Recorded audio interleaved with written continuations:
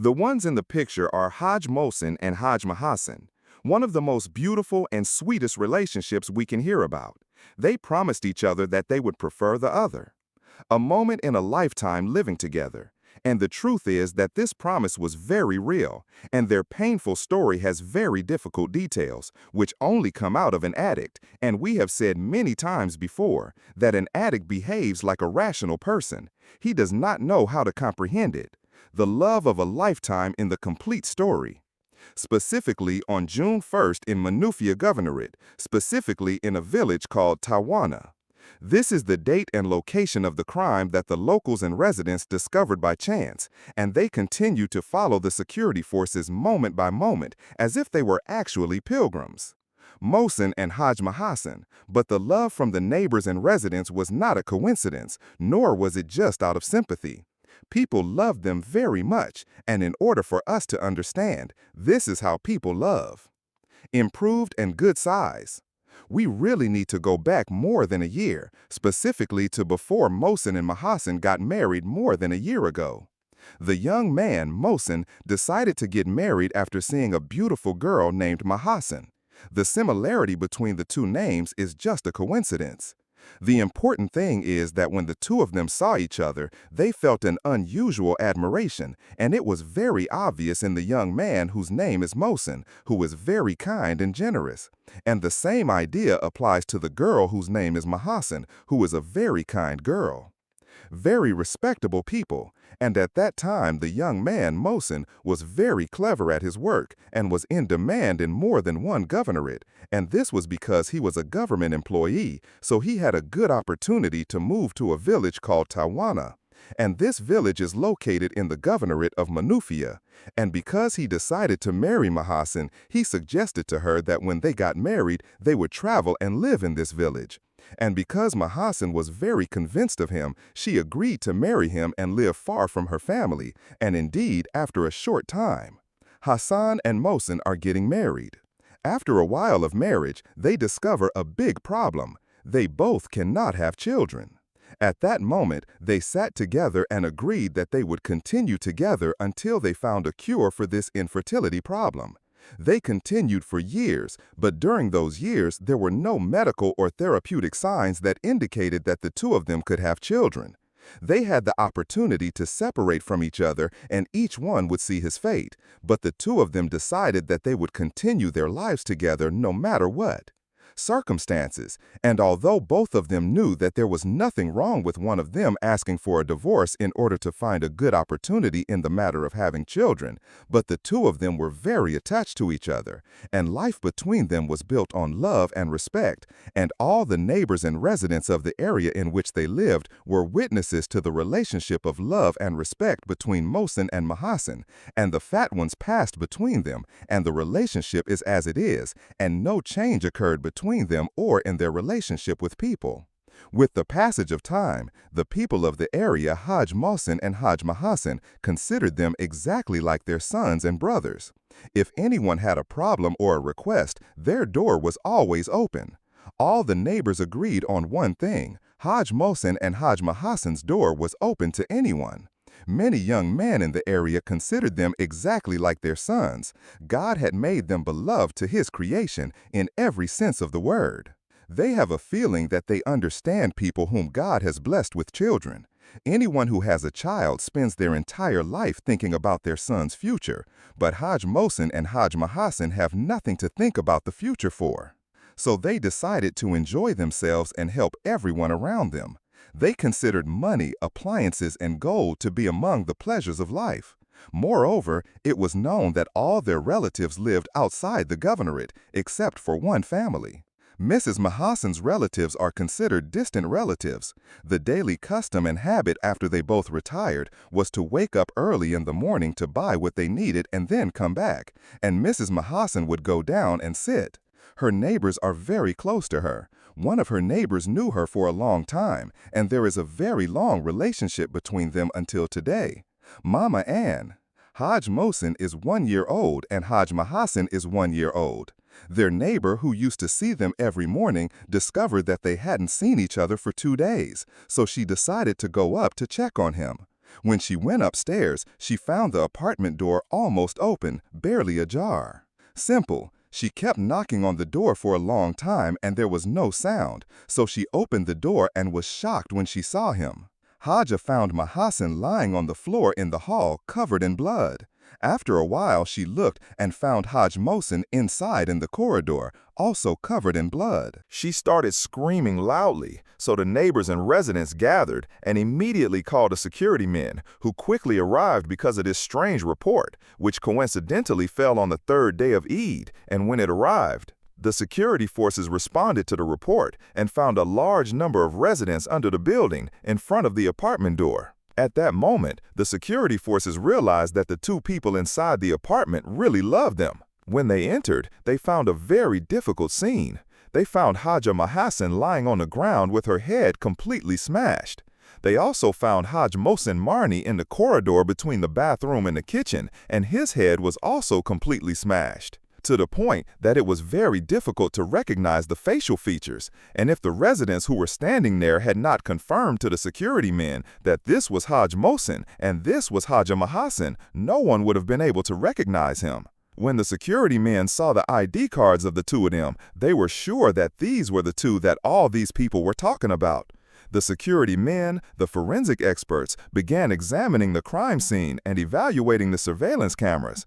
But unfortunately, the surveillance cameras in this village were very few. There were no cameras. They were located at the doors of buildings or the shops located on the same street, and that is why the security forces relied mainly on investigations, and what the investigations proved was that Hajj Mohsen and Hajjah Mohasen had a good relationship with everyone, and people really loved them and were very upset about what happened to them, and that is why it was a very strange thing for someone to do something to them, the two of them, in this way. And when examining the crime scene, the security forces found that there were no signs of breaking into the door. It is clear that whoever did this entered the apartment normally, and it is very clear that the one who did this is Hajj Mohsen and Hajjah Mohasen knows him very well. After examining and lifting all the fingerprints in the apartment, the security men discovered that there is a very large and different number of fingerprints present inside the apartment, and then they learned from the residents that the house of Hajj Mohsen and Hajjah Mohasen was open to a very large number of people, and for this reason, this is another difficulty in identifying the perpetrator.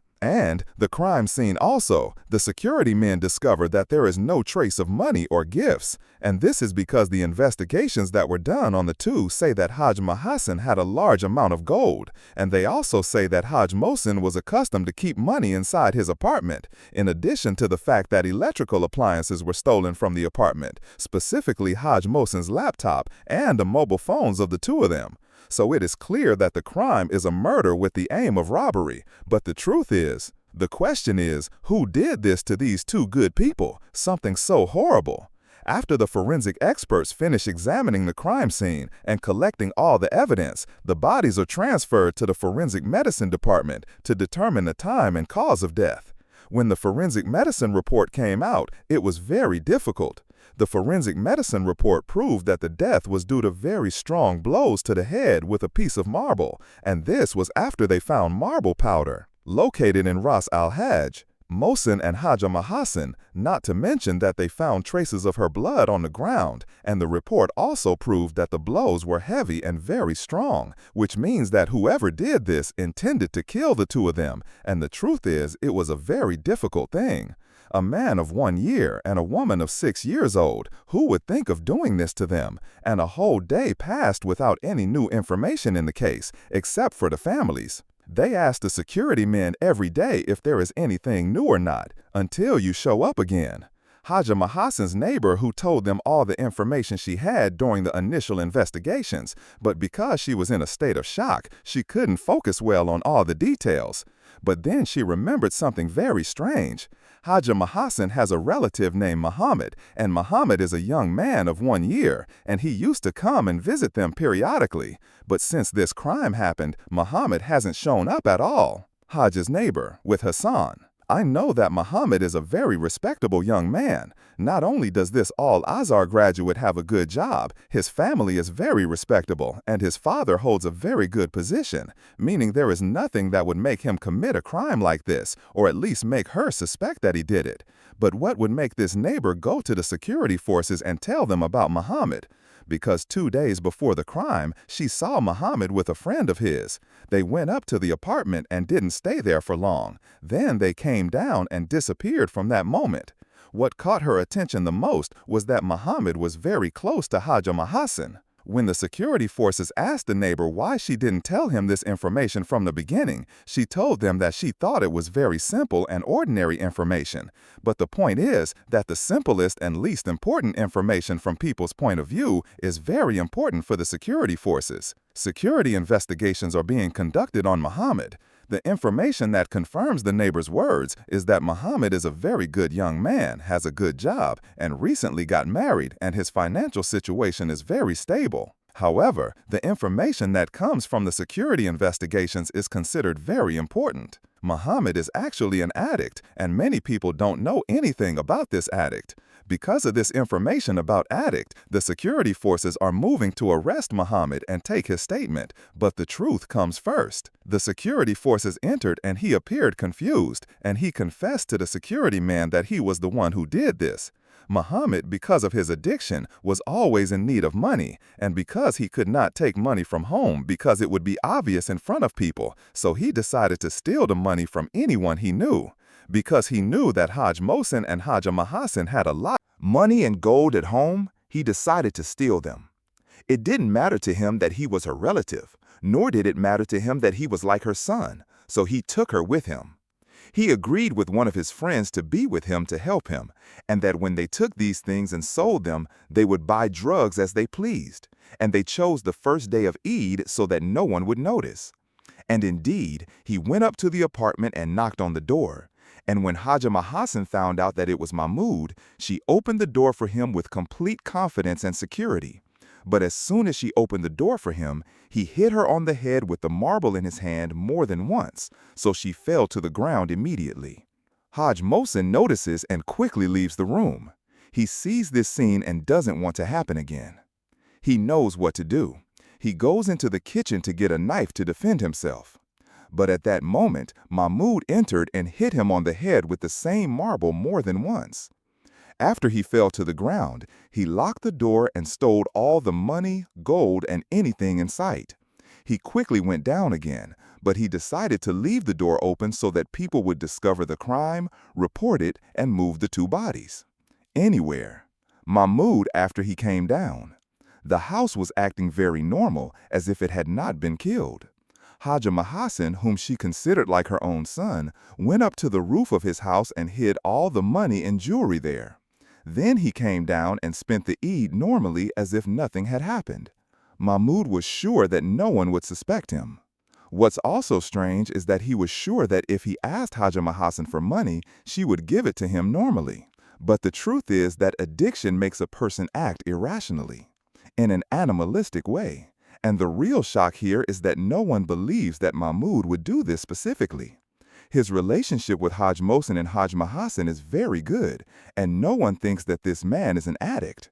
He was behaving normally, and he was always trying to appear as a respectable person. Mahmoud and his friend are still being investigated, and we will tell you the result as soon as the investigations are over and they are referred to court. God willing, Hajj Mohsen and Hajj Mohasen will be righted. He will come back, and indeed, no matter how friendly and kind you are and how much you like to do good to people, you should also be careful about whom you do good to, because the person you are doing good to might not be grateful for the blessing. So beware of the evil of the one you have done good to. Hello.